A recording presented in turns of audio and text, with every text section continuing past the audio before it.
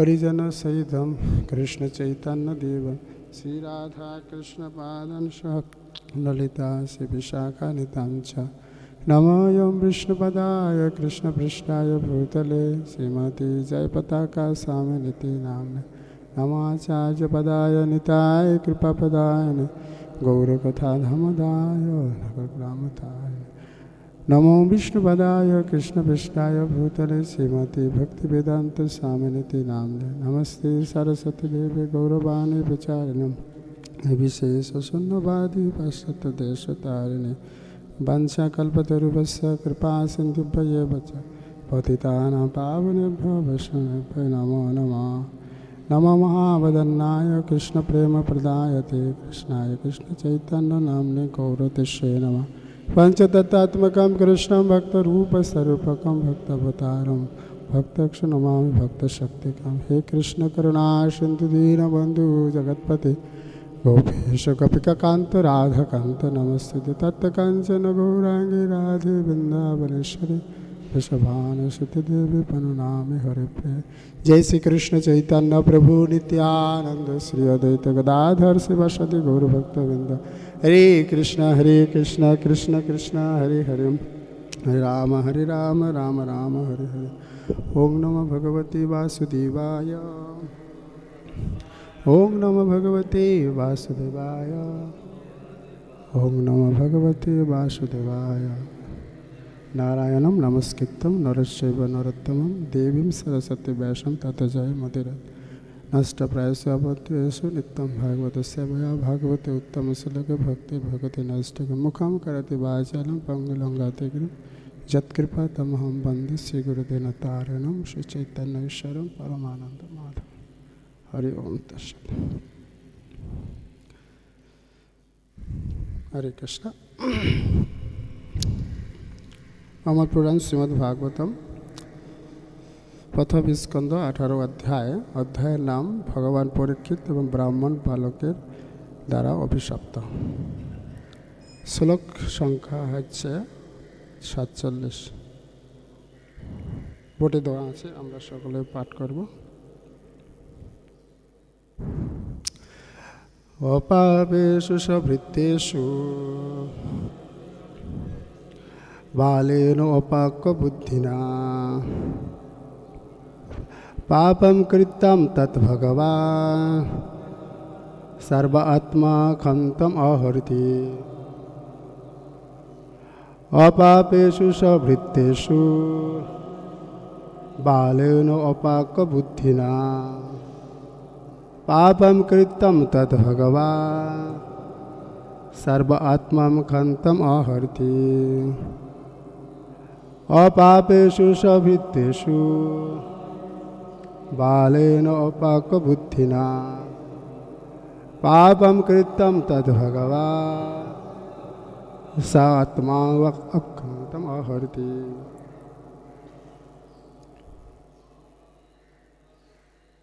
अपापेषु सवृत्तेषु बालेन अपाकबुद्धिना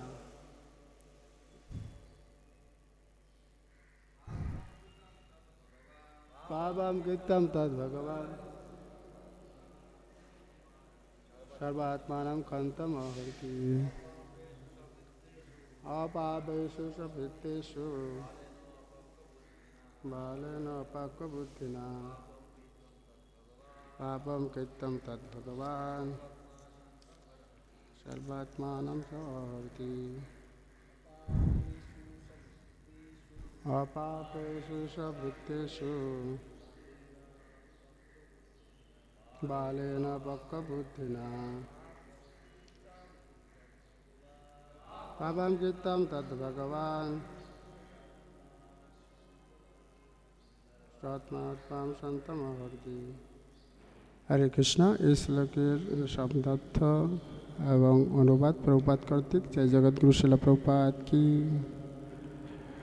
श्लोकेर शब्दार्थ अपापेषु जिनि समस्त पाप थेके सर्वतोभावे मुक्त सवृत्तेषु सबाई बोलते पारेन आपनारा जे व्यक्तिर अधीने एवं जाके रक्षा करा उचित बालेन বালকের দ্বারা অপরিণত বুদ্ধির দ্বারা পাপ কর্ম কৃতম করা হয়েছে তৎ ভগবান, তাই পরমেশ্বর ভগবানের সর্বাত্মানম, যিনি সর্বব্যক্ত, ক্ষন্ত্যম ক্ষমা করে, অহরিতি মানে যোগ্যতা। শ্লোকের অনুবাদ। তখন সেই ঋষি সর্বব্যক্ত পরমেশ্বর ভগবানের কাছে প্রার্থনা করলেন, তিনি যেন তার বুদ্ধিহীন এবং অপরিণত বালক পুত্রকে ক্ষমা করেন, যে সমস্ত পাপ থেকে মুক্ত তার মহান এবং ভক্তকে অভিশাপ দিয়ে মহা অপরাধ করেছেন। সবাই বলার চেষ্টা করবেন একটু।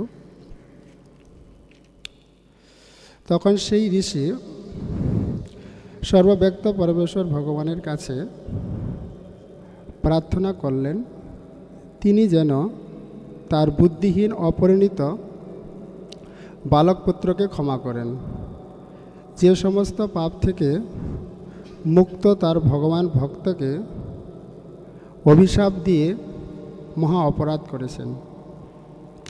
এই শ্লোকের তাৎপর্য: প্রত্যেক ব্যক্তি তার পূর্ণ অথবা পাপ কর্মের জন্য দায়ী।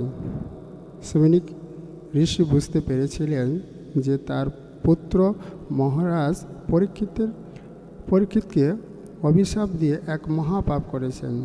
কেননা মহারাজ পরীক্ষিত ছিলেন একজন পূর্ণবান রাজা এবং ভগবানের একজন মহান ভক্ত হওয়ার ফলে তিনি সমস্ত পাপ থেকে সম্পূর্ণভাবে মুক্ত ছিলেন।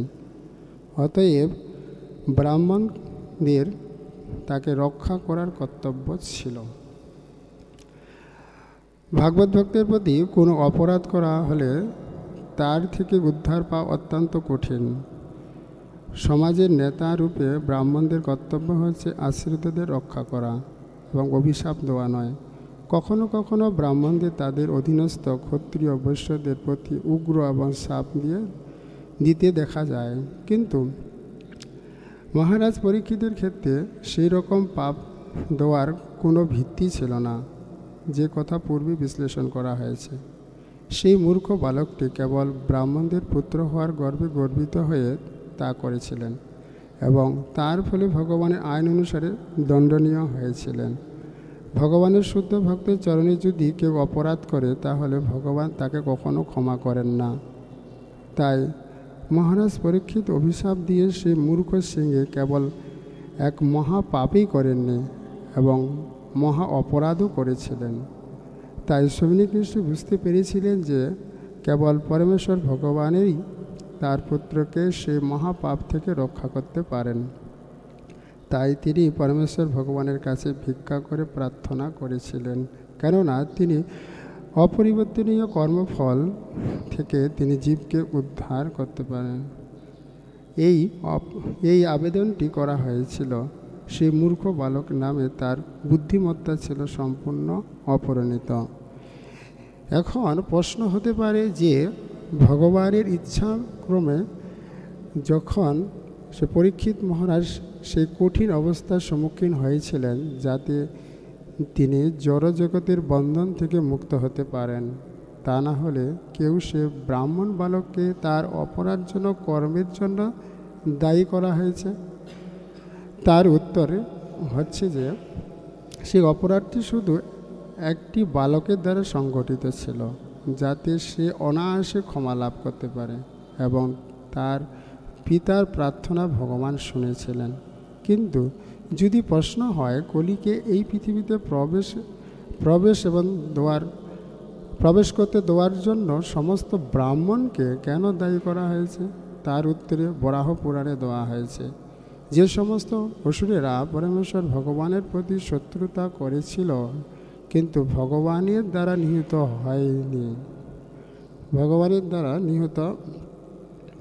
হয়নি, তারা যেন কলিযুগের সুযোগ গ্রহণ করতে পারে, সেই জন্য তাদের ব্রাহ্মণ পরিবারে জন্মগ্রহণ করতে দেওয়া হয়েছিল। পরম এবং করুণাময় ভগবান তাদের পুণ্যমান ব্রাহ্মণ এবং পরিবারে জন্মগ্রহণ করার সুযোগ দিয়েছিলেন, যাতে তারা মুক্তির পথে অগ্রসর হতে পারে। কিন্তু অসুরেরা সেই সুযোগের সদ্ব্যবহার না করে ব্রাহ্মণ হওয়ার গর্বে গর্বিত হয়ে ব্রাহ্মণ এবং সংস্কৃতি অপব্যবহার করেছিলেন। তার একটি জ্বলন্ত দৃষ্টান্ত হচ্ছে সৌনিক ঋষির পুত্র। সমস্ত ব্রাহ্মণ এবং সন্তান এখন সাবধান করে দেওয়া হচ্ছে যাতে তারা তাদের পূর্ব জন্মকৃত আসুরিক এবং বৃত্তিগুলি দমন করার জন্য সর্বদা সচেষ্ট হন এবং মূর্খ সিংহের মতো আচরণ না করে।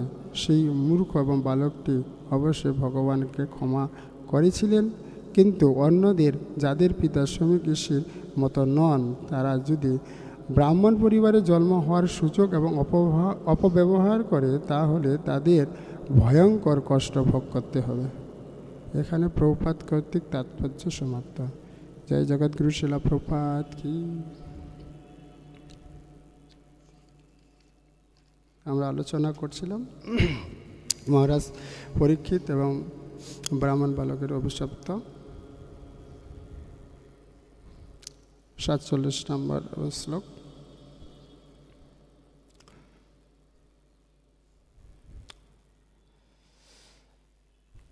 শ্লোকের অনুবাদ আরেকবার পড়ে নিচ্ছি। তখন সেই ঋষি সর্বব্যাপ্ত পরমেশ্বর ভগবানের কাছে প্রার্থনা করলেন, তিনি যেন সেই বুদ্ধিহীন অপরিণত বালক এবং পুত্রকে ক্ষমা করলেন। সেই সমস্ত পাপ থেকে মুক্ত এবং তার মহান এবং ভক্তকে অভিশাপ দিয়ে মহা অপরাধ করেছিলেন।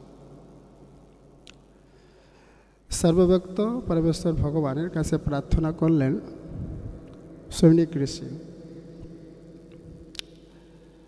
তার পুত্র শৃঙ্গি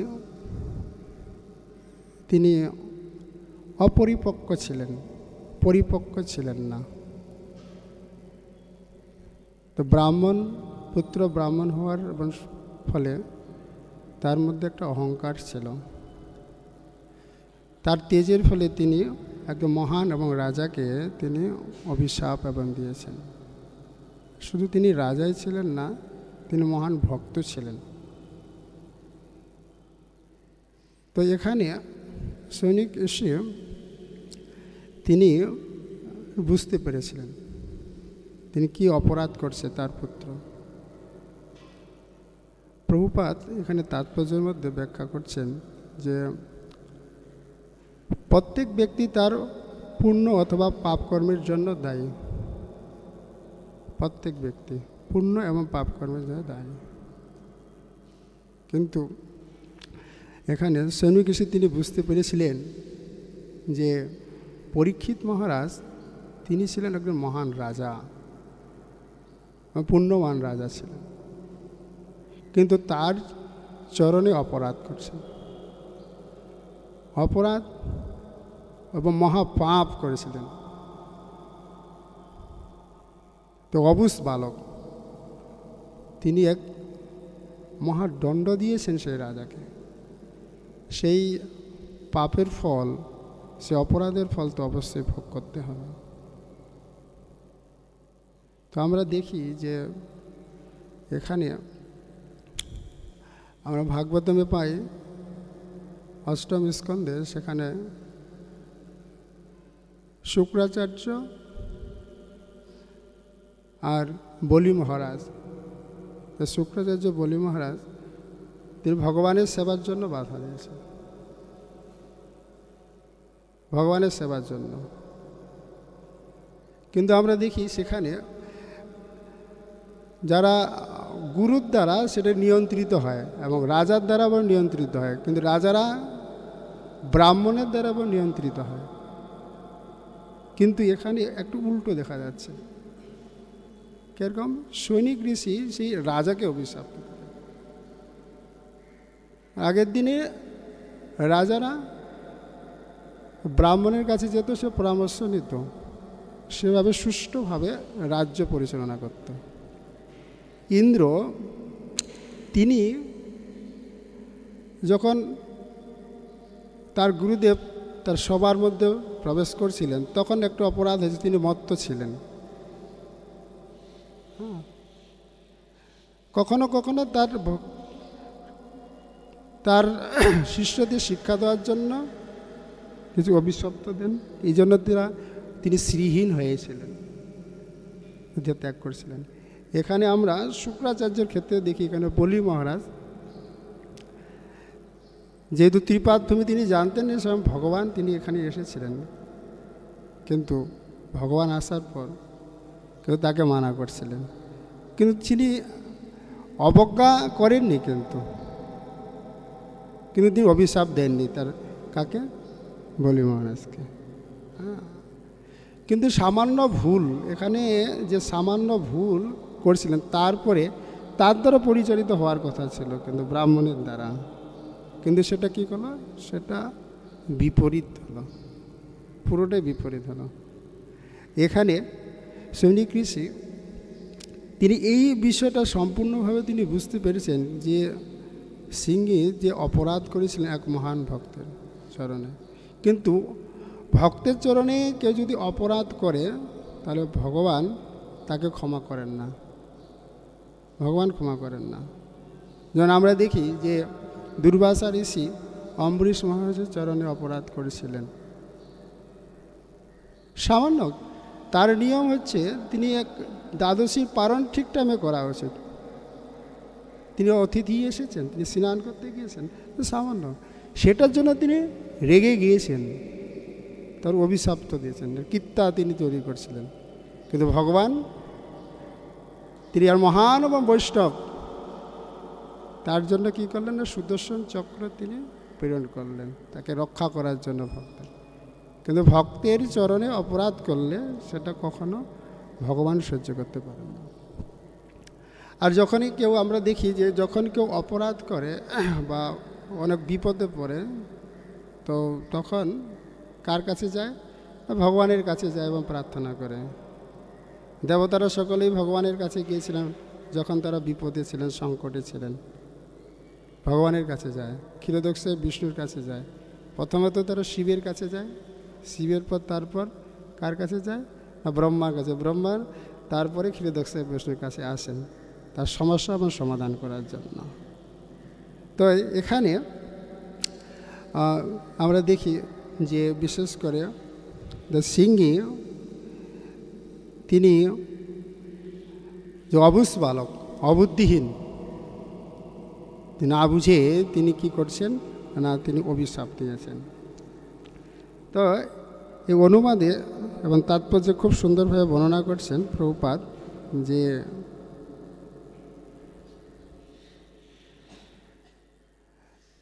মহারাজ পরীক্ষিত অভিশাপ দিয়ে সেই মূর্খ কেবল এক মহাপাপই করেননি, তিনি অপরাধও করেছিলেন, কিন্তু সৈনিক মুশিদ এটা বুঝতে পেরেছিলেন, তিনি বুঝতে পেরেছিলেন সেটা। লাস্টে কয়েকটি প্রশ্ন করছিলেন যে ব্রাহ্মণ জাতি, তো ব্রাহ্মণ যেটু দ্বারা রাজ্য পরিচালনা হওয়ার কথা, কিন্তু সেটা না হওয়াতে এখানে কলিযুগে আমরা দেখছি যে একটা বিশাল একটা প্রশ্নের আকারের মধ্যে একটু দাঁড়িয়ে গেছে। যেমন এখানে বলছে ভগবানের ইচ্ছাক্রমেই যদি পরীক্ষিত মহারাজ এই কঠিন অবস্থার সম্মুখীন হয়, তাহলে এই জড়বন্ধন থেকে তিনি মুক্ত হতে পারেন, তাহলে ব্রাহ্মণ বালককে আর অপরাধ এবং জনকর্মের জন্য দায়ী করা হয়েছে কেন, প্রশ্ন করলেন, প্রশ্নবোধক চিহ্ন কেন করলেন। তার উত্তরে এখানে দিয়েছেন যে তার উত্তরে বালকটি শুধু একাই ছিলেন, কিন্তু তার জন্য তার যে বাবা ছিলেন তিনি প্রার্থনা করছিলেন, এই জন্য রক্ষা পেয়েছেন। কিন্তু কলিযুগে তিনি রক্ষা পাননি কেন, কলিযুগে সকলেই অসুর ছিলেন, এই অসুর হওয়ার কারণে তারা যেন পরবর্তী এবং জন্মটা যেন পায়, তো ব্রাহ্মণ পরিবারের তারা যেন এসে তারা যেন সেই তার ভুলটাকে শুধরাইতে পারে, তাহলে তারা মুক্ত হতে পারে। কিন্তু যদি তারা এই সুযোগটা ব্যবহার না করে, তাহলে তারা এই ভয়ঙ্কর কষ্টভোগ তিনি করতেই থাকবেন। প্রভুপাদ এই তাৎপর্যের মধ্যে সুন্দর ব্যাখ্যা দিয়েছেন। জয় জগৎগুরু শিলা প্রভুপাদ কি, অমল পুরাণ শ্রীমদ্ ভাগবতম কি, निताय गौर प्रेमानंदे हरि हरि बोल।